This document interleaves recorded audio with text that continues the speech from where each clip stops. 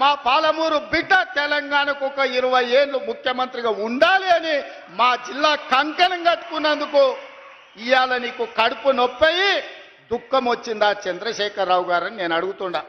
మేము చేపలు పట్టుకోవాలి, మేము చెప్పులు కుట్టుకోవాలి, నువ్వు నీ బిడ్డలు నీ మనమన్లేవో రాజ్యాలు ఏలాలనా అంటే మా పాలమూరు వాళ్ళకి మంత్రి పదవి వద్దా?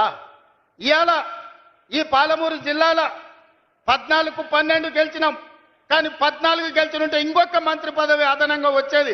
3 మంత్రులు కాదు, ముఖ్యమంత్రితో పాటు 2 మంత్రులు కాదు, ఇవాళ మిగతా 2 కూడా గెలిచినుంటే ఇవాళ పాలమూరు జిల్లాలో ఇంకొక మంత్రి ఉంటుండే.